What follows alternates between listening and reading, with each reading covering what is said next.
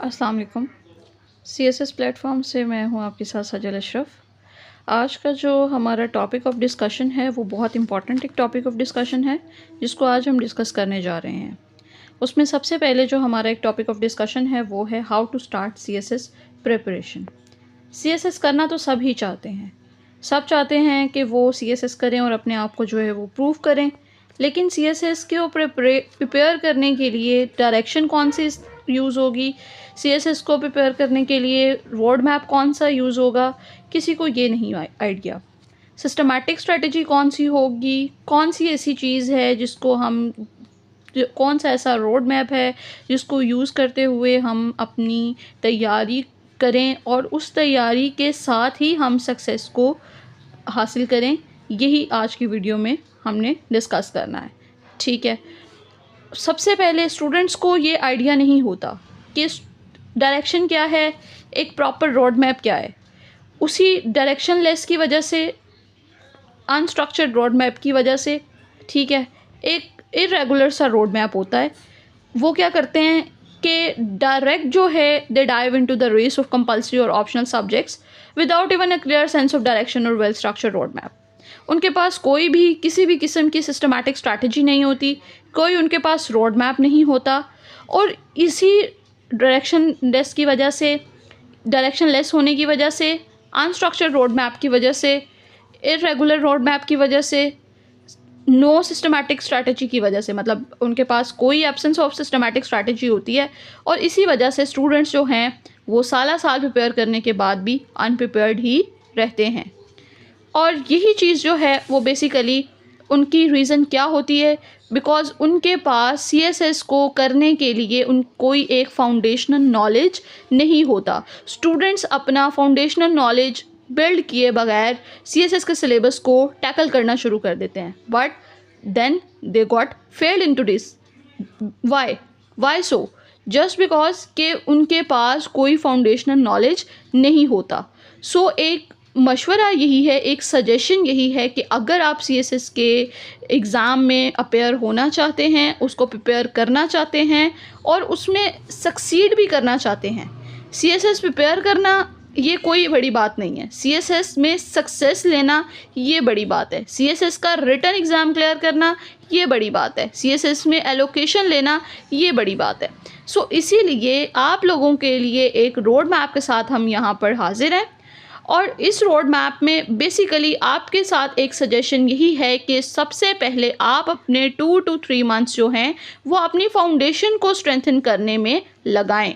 ठीक है, और यही जो आपका फाउंडेशनल फेज़ है जिसको हम एक 2 to 3 मंथ्स, जो आपके स्टार्टिंग के प्रिपरेशन के 2 to 3 मंथ्स हैं, वही आपका जो है वो बेसिकली आपकी प्रिपरेशन की क्वालिटी को डिटर्मिन करेगा। सबसे पहले हमारे पास आता है जो फाउंडेशनल फेज़ का ही पहला स्टेप है, उसमें हमने करना है मास्टर इंग्लिश लैंग्वेज। मतलब इंग्लिश लैंग्वेज को हमने प्रॉपर उस पर कमांड हासिल करनी है, क्योंकि आपकी CSS में जितनी भी सक्सेस है, the success that you got in CSS that heavily depends on your command of English, because just because of that कि वहाँ पर आपके पास जो इंग्लिश लैंग्वेज है, जो इंग्लिश का सब्जेक्ट है, इंग्लिश सब्जेक्ट ही बैकबोन है आपके 2 मेजर सब्जेक्ट्स की, जिसमें आपके पास ऐसे और प्रेसी का सब्जेक्ट आ जाता है। अगर आप क्वालिफायर्स का या अनक्वालिफायर्स का आप सक्सेस रेशो देखें, आप वहाँ पर उनका DMCs निकाल कर देख लें, तो वहाँ पर आपको जो एक मेजर प्रॉब्लम मिलेगी वो आपको प्रॉब्लम मिलेगी ऐसे में फेलियर। स्टूडेंट्स ऐसे में बहुत ज़्यादा फेल होते हैं। ऑलमोस्ट 600 स्टूडेंट्स जो हैं वो एक रफ़ एस्टीमेट है, it's not a like compulsion, लेकिन स्टिल एक रफ़ एस्टीमेट है कि हर साल 600 स्टूडेंट्स जो हैं वो ऐसे CSS का पेपर, CSS का जो एग्ज़ाम है वो क्वालिफाई करते हैं, लेकिन they are unable to qualify the subject of ऐसे। ठीक है, it's not a hard and fast rule, but still जो सबसे ज़्यादा फेलियर रेट देखा गया है वो आपके ऐसे और प्रेसी के सब्जेक्ट में देखा गया है। अब एसे और प्रेसी का सब्जेक्ट जो है वो किस तरह से पॉलिश होगा, ये बैकबोन किस तरह से स्ट्रॉन्ग होगी, और जब बैकबोन स्ट्रॉन्ग होगी तो सक्सेस आपको किस तरह से मिलेगी, उसके लिए आपके पास एक 3 टिप्स एंड ट्रिक्स आपके पास यहाँ पर नीचे हमने दिए हुए हैं। सबसे पहले आपने अपनी ग्रामर को पॉलिश करना है। ग्रामर में आपके पास आपका सब्जेक्ट क्या है, नाउन क्या होता है, आपका वर्ब क्या है, ऑब्जेक्ट क्या है, each and everything you have to polish in this. उसके बाद आपने अपने टेंसेस को मास्टर करना है जो हम बचपन से पढ़ते आ रहे हैं। Present indefinite, present continuous, present tenses, past tenses, future tenses, इन सब को हमने इन पे मास्टरिंग करनी है, इन पे हमने वर्कआउट करना है। उसके बाद हमारे पास जो आते हैं मॉडल वर्ब, सिंटेक्स क्या है, पार्ट्स ऑफ स्पीच क्या हैं, noun, verbs, adjective, each and everything you have to cover in this foundational phase of mastering English language. Then हमारा जो सेकेंड स्टेप है इंग्लिश लैंग्वेज को मास्टर करने का, वो है वोकेबलरी को बिल्ड करना। वोकेबलरी को हम लोग क्यों बिल्ड कर रहे हैं? जस्ट बिकॉज ऑफ डैट कि हमारा जो हम लोग जो फेमिलियराइज हो जाएं, अपने आप को फेमिलियराइज कर लें, अपने आप को फेमिलियरिटी दे दें किस चीज़ से, ईडियम्स और फ्रेजल वर्ब से, ताकि हम उन्हें अपनी राइटिंग में इस्तेमाल कर सकें। Idioms, vocab and phrasal verbs हर बंदा याद करता है, लेकिन उन्हें अपनी राइटिंग में इस्तेमाल करने का आर्ट किसी किसी को आता है। और जिस इंसान को ये राइटिंग आर्ट आ जाए वो CSS एग्ज़ाम में लाजमी सक्सीड होता है। उसके सक्सीड होने के चांसेस जो हैं वो बहुत ज़्यादा बढ़ जाते हैं। ठीक है, उसके बाद जो हमारा तीसरा स्टेप है इंग्लिश लैंग्वेज को मास्टर करने का, वो है हमारा कोहेरेंस और फ्लुएंसी इन एक्सप्रेशन। मतलब आपने अपने एक्सप्रेशन में फ्लुएंसी किस तरह से लेकर आनी है, किस तरह से आपका सेंटेंस जो है वो फ्लुएंट लगेगा, कोहेरेंट लगेगा। आपने डेली बेसिस पे 2 पैराग्राफ्स लिखने हैं किसी भी टॉपिक पर, आइदर वो डेमोक्रेसी पे हो सकते हैं, आइदर वो पॉवर्टी पर हो सकते हैं, या वो socio economic issues of Pakistan पर भी हो सकते हैं। क्योंकि आप जितना लिखेंगे, the more you right the better your skills will be. आप जितना ज़्यादा लिखेंगे उतना ज़्यादा आपकी एनालिटिकल स्किल्स जो हैं वो स्ट्रॉन्ग होंगी, और जब आपकी एनालिटिकल स्किल्स जो हैं वो स्ट्रॉन्ग होंगी तो तब ही आप CSS में और PMS में क्वालिफाई कर सकते हैं। उसके बाद हमारा जो सेकंड पॉइंट है, जो हमारा एक फाउंडेशनल फेज़ का ही बेस है, वो है हमारे पास पाकिस्तान अफेयर्स पे स्ट्रॉन्ग ग्रिप। अब पाकिस्तान अफेयर्स पे आप लोग स्ट्रॉन्ग ग्रिप किस तरह से लेकर आ सकते हैं? पाकिस्तान अफेयर्स जो है वो एक बहुत सिग्निफिकेंट सब्जेक्ट है, ठीक है। और ये एक सिग्निफिकेंट सब्जेक्ट क्यों है? क्योंकि पाकिस्तान के जो इश्यूज़ हैं, जो आप आजकल फेस कर रहे हैं, जो कंटेम्पोरेरी इश्यूज़ हैं, उनकी बेसिकली अंडरस्टैंडिंग के लिए, उनकी सॉलिड बेस बनाने के लिए, ताकि आप उनको अंडरस्टैंड कर सकें, इश्यूज़ को अंडरस्टैंड करने के लिए आपको हिस्ट्री में जाना बहुत ज़्यादा ज़रूरी है, हिस्ट्री से प्यार करना बहुत ज़्यादा ज़रूरी है, ठीक है। और इस चीज़ के लिए आपके पास जो आपका एक मेजर रोल प्ले करेगी आपकी बुक, वो है इकराम रबानीज़ पाकिस्तान अफेयर, ठीक है। ये बुक जो है वो एक बहुत बेसिक अंडरस्टैंडिंग प्रोवाइड करेगी आपको, ताकि आप पाकिस्तान अफेयर्स की प्रॉपर अंडरस्टैंडिंग को डेवलप कर सकें। उसके बाद हमारे पास आता है स्ट्रगल फॉर इंडिपेंडेंस। मतलब हमारे 3 फेजेज़ हैं बेसिकली पाकिस्तान अफेयर्स में। सबसे पहले हमने ये देखना है कि इंडिपेंडेंस पाकिस्तानियों ने किस तरह ली। मतलब पाकिस्तान अगर हमने बनाया है तो उसमें कौन कौन से फेसेस आए हैं, कौन कौन से इवेंट्स हुए हैं, जो राउंड टेबल कॉन्फ्रेंसेस हुई हैं, जो लखनऊ पैक्ट हुआ है, इंडियन काउंसिल एक्ट आया है, किस तरह से पाकिस्तान मुस्लिम्स की जो है वो असम्बली में शमूलियत हुई है, मुस्लिम्स किस तरह से असम्बली में एंटर हुए हैं, मुस्लिम्स ने पॉलिटिकल पार्टी किस तरह बनाई है, अपने आप को पॉलिटिकल ऑर्गेनाइजेशन कैसे दी है, ये सब आपको बेसिकली चाहिए। और ये सब आप किस फेज में पढ़ते हैं? पाकिस्तान अफेयर्स के स्ट्रगल फॉर इंडिपेंडेंस में। उसके बाद अब इंडिपेंडेंस मिल गई, ठीक है। इंडिपेंडेंस के बाद क्या? What now after independence? Post independence में जो आपके कॉन्स्टिट्यूशन है 1956 का, 65 का एंड 73 का, उनमें क्या इश्यूज़ हैं, उनमें कंपैरिजन किस तरह से है, वो क्यों फेल हुए, क्या रीजंस बनी, पाकिस्तान में पॉलिटिकल इंस्टेबिलिटी क्या थी, क्यों हुई, किस वजह से हुई, ये सब आपको एक स्ट्रॉन्ग ग्रिप डेवलप करने में, इन सब की स्टडी करने में आपको एक स्ट्रॉन्ग ग्रिप डेवलप हो जाएगी। उसके बाद आपके आ जाते हैं कंटेम्पोरेरी इश्यूज़। कंटेम्पोरेरी इश्यूज़ जो हैं उसमें आपकी फॉरेन पॉलिसी है, सोशो इकोनॉमिक इश्यूज़ हैं, पॉवर्टी है, ईच एंड एवरीथिंग। तो वाटर क्राइसिस क्या है, एनर्जी क्राइसिस क्या है, क्यों हैं, कैसे हैं, तो ये चीज़ें जो हैं वो आपको एक स्ट्रॉन्ग ग्रिप डेवलप करने में आपकी हेल्प करेंगी। नेक्स्ट जो हमारा थर्ड स्टेप है वो है करंट अफेयर्स। इसमें आपको जितने भी क्रिटिकल इश्यूज़ हैं, जितने भी प्रॉब्लम्स हैं, उनमें आपको अपडेटेड रहना है, जिसमें आपके पास CPEC आ जाता है, क्लाइमेट चेंज आ जाता है, सस्टेनेबल डेवलपमेंट पाकिस्तान क्या कर रहा है, पाकिस्तान का क्या रोल है, ये सब कुछ बेसिकली आपके क्रिटिकल इश्यूज़ में आ जाता है और आपको इन सब के साथ अपडेट रहना है।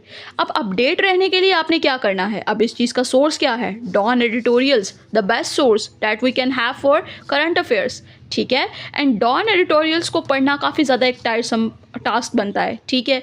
अब इसी चीज़ के लिए CSS प्लेटफॉर्म बाय THA.com पर आपके पास सारी की सारी डॉन समरीज जो हैं वो अवेलेबल हैं। You can have an idea about that कि किस तरह से डॉन जो है वो लिखता है, डॉन में क्या बात हो रही है, क्यों हो रही है, किस तरह से हो रही है, ईच एंड एवरीथिंग आपको यहाँ पर हर आर्टिकल की समरी जो है वो इस वेबसाइट पर मिल जाएगी। इस वेबसाइट को यूटिलाइज़ करते हुए आप अपने प्रिसाइज से कॉम्प्रिहेंसिव नोट्स बनाएं और उसके बाद एक जो प्लस पॉइंट आप लोगों को एक प्रो टिप दी जा रही है वो ये है कि अपने हिस्टोरिकल इवेंट्स को करंट अफेयर्स के साथ डिस्कस करें। लाइक अगर चाइना और ताइवान का इशू है तो वो क्यों है, हिस्ट्री में उसका क्या रिलेशन है, ठीक है। USA अगर ताइवान में इंटरेस्टेड है तो क्यों है, क्या रीज़न है उसकी। तो ये चीज़ें जो हैं वो आपको डिवेलप करेंगी, आप लोगों की कॉन्सेप्ट्स को डिवेलप करेंगी और आपकी सक्सेस को इंश्योर करेंगी। अगर आप इस रोड मैप को बड़ी डेडिकेशन से और कंसिस्टेंसी से फॉलो करते हैं तो I can definitely assure you that this pathway can set you up on the path of success. Like अगर आपकी इंग्लिश लैंग्वेज स्ट्रेंथन होती है, फर्स्ट ऑफ ऑल आपकी इंग्लिश लैंग्वेज इस फाउंडेशन फेज़ के बाद आपको, अगर आपने इसको डेडिकेशन से और कंसिस्टेंसी से फॉलो किया तो आपकी जो इंग्लिश लैंग्वेज स्किल्स हैं वो बेसिकली स्ट्रेंथन होंगी। अब जब वो स्ट्रेंथन होंगी तो उसके बाद क्या होगा कि आपके इंग्लिश ऐसे और प्रेसी का जो फाउंडेशन है वो बेसिकली ले हो जाएगी, ठीक है। जैसे ही आपके इन दोनों सब्जेक्ट्स की फाउंडेशन ले होगी, आप इन सब्जेक्ट्स के स्ट्रक्चर को और टेक्निक्स को अंडरस्टैंड करेंगे। स्ट्रक्चर्स और टेक्निक को अंडरस्टैंड करने के बाद आप उनको प्रैक्टिस करेंगे और डेली बेसिस पे आपको इन दोनों सब्जेक्ट्स की प्रैक्टिस का एक स्पेसिफिक एक फ़िक्स टाइम निकालना होगा। उसके बाद अगर आप पाक अफेयर्स और करंट अफेयर्स को, दोनों को, करंट अफेयर्स की अंडरस्टैंडिंग के लिए पाक अफेयर्स को यूज़ करते हैं और पाक अफेयर्स की अंडरस्टैंडिंग के लिए आप करंट अफेयर्स को यूज़ करते हैं, तो यही इंटरकनेक्टेड अप्रोच जो है वो आपको एक एज प्रोवाइड करेगी और आपकी सक्सेस की रेशो को इंश्योर करेगी, इंक्रीज़ करेगी, चांसेस को इंक्रीज़ करेगी। नेक्स्ट हमारे पास आ जाता है formal preparation phase. Foundation phase ख़त्म हो गया पाकिस्तान अफेयर्स पे, करंट अफेयर्स पे और इंग्लिश की फाउंडेशन पर, ठीक है। मास्टरिंग इंग्लिश पर ख़त्म हो गया। उसके बाद हमारे पास आ जाता है फॉर्मल प्रिपरेशन फेज़, जिसमें आपने सिलेबस को फॉलो करना है। सिलेबस को you should have to follow the syllabus like a Bible, ठीक है। जितनी भी FPSC की रिकमेंडेड बुक्स हैं, आपने सब्जेक्ट्स को सिलेक्ट कर लिया। सब्जेक्ट सिलेक्ट करने के बाद आपको क्या करना है कि FPSC की जितनी भी रिकमेंडेड बुक्स हैं, आपको सिर्फ और सिर्फ उन सब्जेक्ट्स को उसी में से पढ़ना है। मार्केट से बुक्स अवेल आपने नहीं करनी। उसके बाद आपने इंग्लिश की डेली प्रैक्टिस करनी है। आप क्वालिटी मटेरियल रीडिंग करने की आपने कोशिश करनी है। क्वालिटी मटेरियल अब आपको कहाँ से मिल सकता है? Source what is the source of getting quality material? तो सबसे पहले आपके पास इकोनॉमिस्ट मैगजीन है, आपके पास डॉन है, डॉन न्यूज़ है, आपके पास अल जज़ीरा है, आपके पास कोशे ऐप है। आप हर चीज़ को आप यूटिलाइज़ कर सकते हैं। और सबसे बढ़कर CSS प्लेटफॉर्म नेक्सस मैगज़ीन का आपके पास एक मैगज़ीन है, ठीक है। उसके थ्रू आप बिल्कुल जो है वो अपना क्वालिटी कंटेंट जो है वो गैदर कर सकते हैं और आउटशाइन कर सकते हैं इस कंपटीशन में, इस कम्पिटिटिव एग्ज़ाम में आउटशाइन कर सकते हैं। जो फोर्थ आपके पास एंड लास्ट आपकी टिप है फॉर्मल प्रिपरेशन फेज़ के लिए, वो है बैलेंस सब्जेक्ट सिलेक्शन। कि आपने जब भी अपनी तैयारी स्टार्ट करनी है उसमें आपने एक अपना ऑप्शनल इंक्लूड करना है और सेकंड अपना एक कंपल्सरी इंक्लूड करना है, ठीक है। एक ऑप्शनल एक कंपल्सरी, इससे ना आपके ऑप्शनल लैक करेंगे ना आपके कंपल्सरी लैक करेंगे। And I can assure you that this is the most strategic and effective way for the balance preparation, for the successful preparation, ठीक है। अगर आपको बुक्स चाहिए, बुक्स जो हैं वो सारी की सारी इस वेबसाइट पर अवेलेबल हैं, CSS प्लेटफॉर्म बाय THA.com पर सारी की सारी जो FPSC की रिकमेंडेड बुक्स हैं जिनकी हम ऑलरेडी बात कर चुके हैं वो अवेलेबल हैं। और आप इस सारे के सारे रोड मैप के थ्रू, इस सारे के सारे आप स्ट्रैटेजिक प्लानिंग के थ्रू जब आप अपनी तैयारी करते हैं तो कोई भी आपको सक्सीड होने से, कोई भी आपको सक्सेसफुल होने से, आपको क्वालिफायर बनने से कोई भी नहीं रोक सकता। Thank you so much.